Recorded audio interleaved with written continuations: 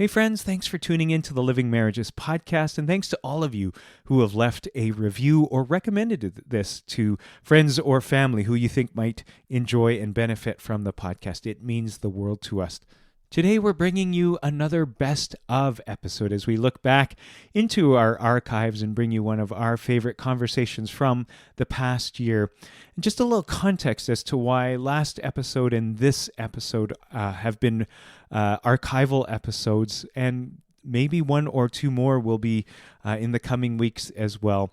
On the podcast, we say that life is complicated and we are in a complex season right now as a family, as we are journeying with a beloved family member into end-of-life care, and that has taken up a lot of our time, energy, and attention. And so we are grateful that we have some past conversations that we can share with you. And so in the meantime, we are grateful for your friendship and for your prayers along the way. We hope that you enjoy this wonderful conversation that April and I had on intimacy and how it goes so far beyond the bedroom. We hope you enjoy.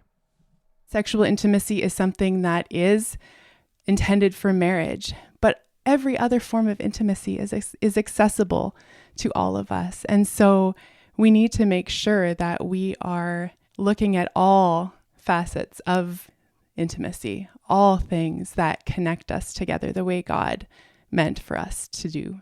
Life is hard, but marriage doesn't have to be. We're Aaron and April Au, marriage mentors and coaches. Yes, marriage is complex, and our selfish human nature both pulls and pushes us apart. But God has so much more for our marriages. Thank you for joining us at the Living Marriages podcast, where we share stories of hope and learn how God wants to breathe His life, healing, and health into our marriages. Well, on this edition of the Living Marriages podcast, I was going to say we get spicy, but maybe we don't. But we are talking about intimacy today. But before we get into it, I just want to encourage you, if you're a regular listener, if you enjoy what you're hearing, please help us by hitting the subscribe button or the follow button and leave us a review. You can leave reviews now on Spotify on specific episodes and on Apple Podcasts as well, or wherever you hear us. We're just grateful to have you along for the journey.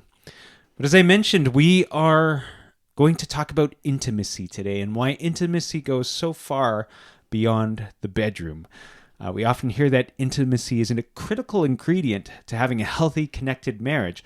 But what is it, and why is it important for our marriages? As I mentioned, we often think that intimacy is tied to the bedroom and to sex in particular. But there's a big problem with that. If that's all that intimacy is, then we're missing out on the fullness and the richness of what the gift of intimacy is that God has given us.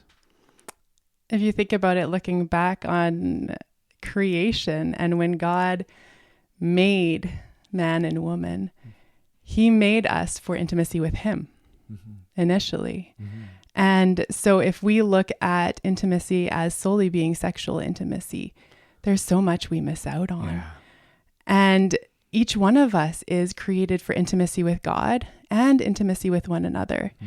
And sexual intimacy is something that is intended for marriage, but every other form of intimacy is accessible to all of us. And so we need to make sure that we are looking at all facets of intimacy, all things that connect us together the way God meant for us to do.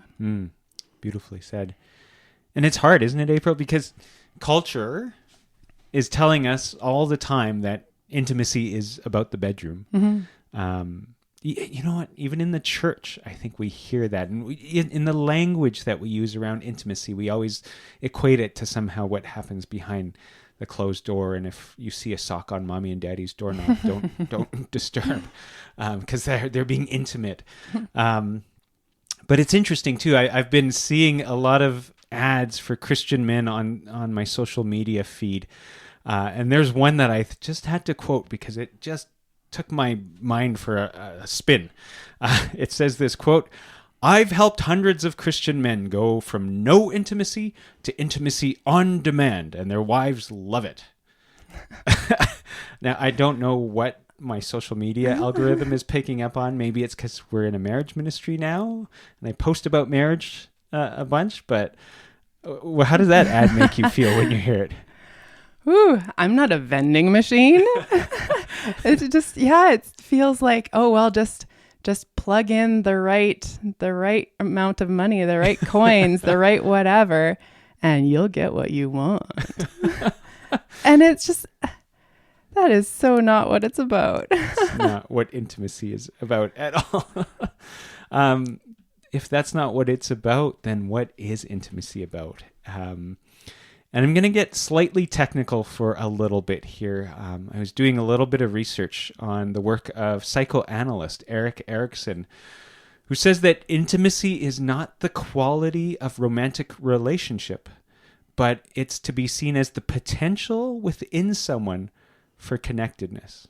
I'll say that again. It's about someone's potential for connectedness. And he goes on to point out that that potential hinges around three things. And these are three really key and crucial things that we'll be exploring in episodes to come here on the Living Marriages podcast. The first thing is this: intimacy hinges around our ability and our willingness to make a commitment to another person.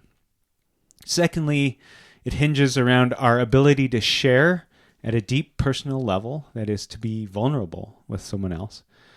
And finally, intimacy hinges on our capacity to communicate inner thoughts and feelings. Now, those who are willing and able to thrive in those areas will have the potential for intimacy and connectedness in relationship. And those who aren't willing or able to commit or to sharing deep feelings and to communicating with each other will more often than not experience isolation. That makes sense if you actually pause to think about that for a moment. Now, as I mentioned, we will look at each of those three things in the coming weeks of the podcast. But I wanted to ask you, April, and me, and you, our listeners, a question about intimacy in another way. And I'm going to take a cue from theologian, Henry Nouwen, who I was just reading up on his short little essays on intimacy. And I'm inviting you, even as April and I are doing this right now, to reflect on your marriage for a moment and ask yourself these two simple questions. They are simple but profound. Is it safe to love? Number one. And number two, is it safe to be loved? Now, Henry Nouwen asked the first question: is it safe to love? Is it safe to put myself out there, to make myself vulnerable and open to somebody else and to express my love to somebody? But April, you added the second question, which I thought was so incredibly important. Is it safe to be loved? Can you tell us why? Mm-hmm. I think a big part of love that we don't consider is that when a person is putting themselves out there, like you have said, and loving another, if that love can't be received, if there's a block there, and that love just falls flat and isn't received, the circle of love between those two people gets blocked. It can't, there's something missing. And early on in our relationship, there was something that happened that kind of caused that. And it was, we had gone to a concert and I had experienced joy and really enjoyed your playing. And I thought it was beautiful. And I remember sitting in the car together afterwards and I expressed that to you. I said, that was just amazing. I really enjoyed your playing. It was beautiful. And the way you responded was something like, oh yeah, no, it's nothing. Don't know. And to me, like after I had shared my feelings, my affirmation of you, for you to respond like that felt like it just cut off everything I had just said. That in you seemingly not being able to receive my affirmation, it made my words feel not valued. And in you not receiving my love, I didn't feel loved. And so that intimacy was broken. At that moment, I wasn't able to receive what you were vulnerable in sharing. And thankfully, we were able to process that afterward. And you realized in not being able to see and accept yourself the way that I see you and the way that I express my love for you can break that intimacy. Yeah. And I'm so glad you brought that up with me at the time or shortly after, because it then highlighted for me a whole area of brokenness in my life that I had never addressed. And that was in the area of self-confidence, self-worth, and all these things. For those of you who don't know, I've been a concert musician, classically trained violinist for going over 4 decades now. Gives you a hint how old I am. And I think I just got conditioned to hear people after concerts that the words they say didn't mean anything because I knew best how many mistakes I'd made. I knew best how much I screwed up, and people were just trying to quote unquote be nice. And I did that to you without realizing that. And so there was some brokenness that needed healing within me to be able to actually receive something from a person I love. And because if I didn't find healing for that, then I wouldn't be able to love you as well as you deserve to be loved and want to be loved. And so that's just one small example. I mean, things were going well in our relationship at the time, but that one thing broke intimacy for us and affected other areas. And again, I'm just so grateful that you brought that up quickly, that you gave me the opportunity for some reflection and some time to discover where I needed God's healing. And I'm just thinking too, as we're talking, we just talked about drift and differences in a recent episode, and we can so easily fall out of intimacy when we're not being intentional about the different parts of intimacy. Are we having conversations? Are we connecting over what's going on in our hearts? Having those heart conversations. Are we doing things together that we enjoy doing? There's so many more things to intimacy than sex. Yeah. And unfortunately, it can happen sometimes. And we've heard stories where couples, after they have sex, don't feel more connected. They don't feel that that's an intimacy that draws them together. It might even push them apart. Right. And that's because it's not the only piece. It's not the only way to connect. And it's important to remember also, and we'll talk about this in future episodes, but the love languages, that we are all made differently. And the thing that I feel loved by when you do that thing might not be the way that you feel loved if I do that thing. And so we need to have conversations. We need to, no matter how long we've been married, we need to continue to get to know each other, to listen, to understand each other. And even if it doesn't make sense to us, do the things that our spouse tells us makes them feel loved. Even if we're like, if you did that for me, it wouldn't matter. But. Right. It's so true. And so our listeners, we really want to encourage you with today's episode.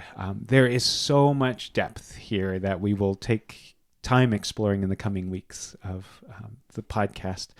But ask yourselves those 2 simple questions. Is it safe to love? Is it safe to be loved in our marriage?